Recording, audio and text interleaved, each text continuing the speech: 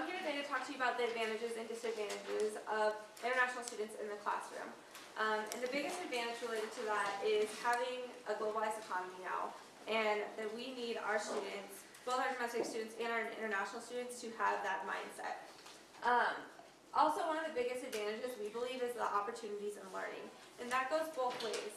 As me personally, I had the opportunity to study abroad twice, once in the southern France and once in Costa Rica. And both through those experiences, I learned so much about the culture of each of those countries and just learning about how they do things differently there. And it's really helped ground me, shape me into a more well-rounded person.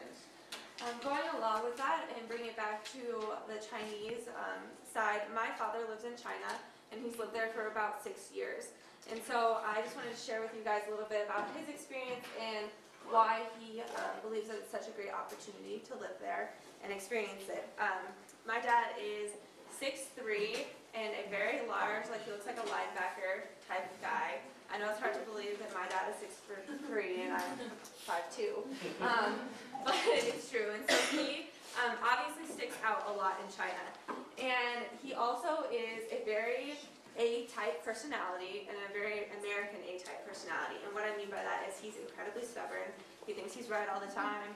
He is from Kentucky, and so he thinks that the Wildcats are like the entire universe. And so there's been a lot of difficulties moving into China and having to deal with a culture that is much more subtle and much more relaxed than my very aggressive father.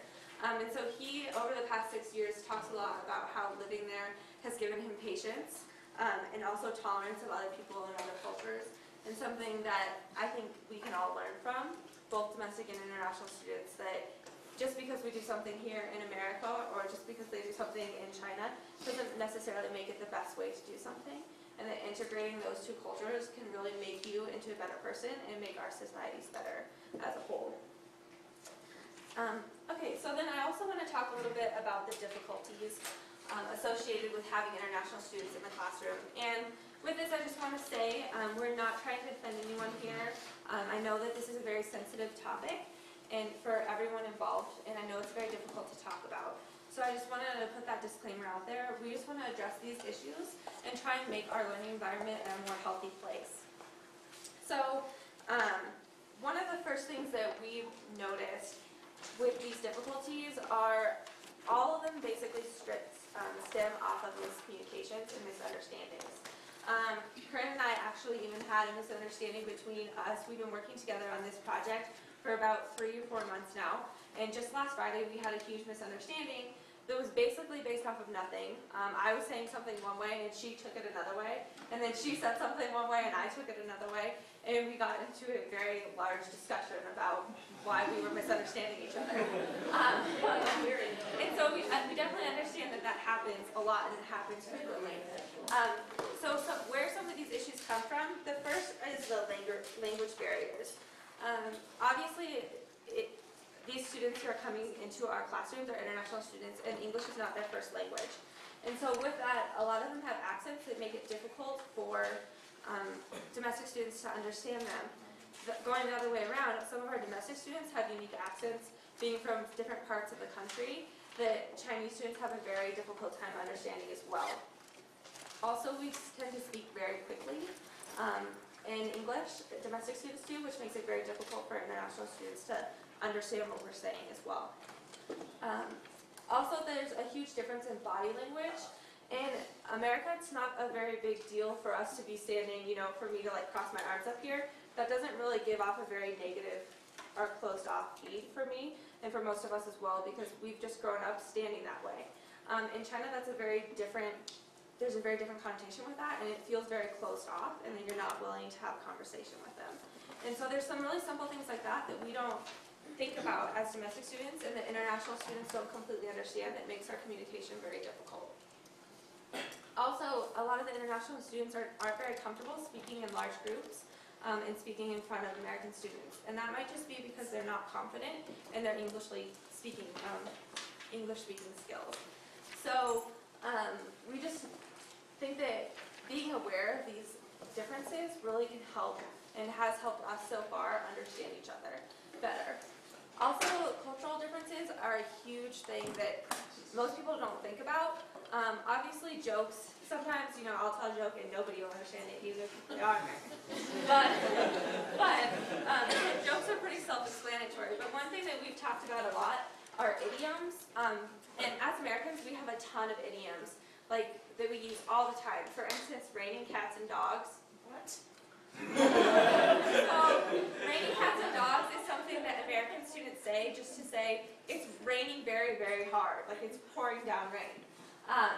But also, that can be taken Steve and I were talking earlier, and I said that's like the pot calling the kettle black. And most of the domestic students will know that that's just saying, like being hypocritical, essentially. But when I said that to Stephen, that had a very negative connotation to him because he couldn't understand what I was trying to say.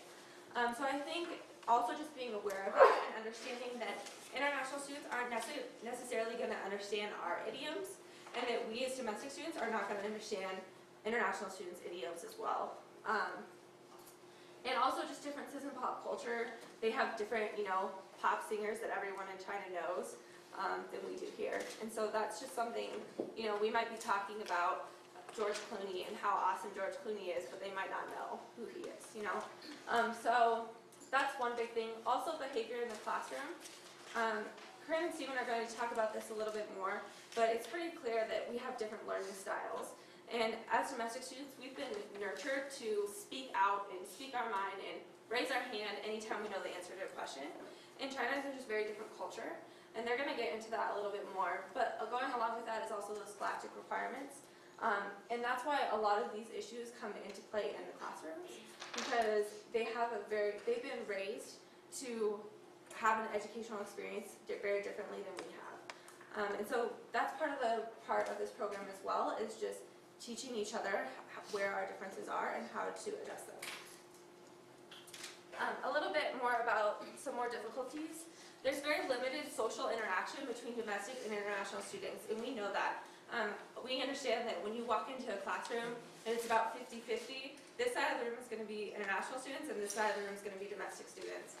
And what we're really trying to do is help integrate them together a little bit more. And we believe that part of that issue is because there's not enough social interaction between domestic and international students outside of the classroom. And so we think that that's obviously because we come from different places and different cultures and are interested in different things. But through these programs, I've discovered that I have a lot in common with international students. And it's really a great opportunity for us to mingle and mix with each other that we're not taking advantage of. Another huge issue in the classroom is uneven work distribution. And this is something that I think all of us have personal experience with. In Daniels, we're required to do group projects all the time. And a lot of times you'll get assigned groups that have a variety of international and domestic students in them. And from a domestic student perspective, sometimes it feels like there's uneven work distribution because, for example, in presentations, international students aren't as comfortable standing up and talking in front of a group of domestic students as a domestic student would be. And so they feel like, well, let's just give the introduction or the conclusion or some easy part of the presentation to the international student and leave the more content part of the presentation to the domestic student. And that really is an uneven distribution of work, where it feels like it for the domestic student. That goes across all different things, so including group discussions in the classroom, writing papers. Obviously, if English is not someone's first language, they might need more proofreading and more guidance on what words to use to explain themselves.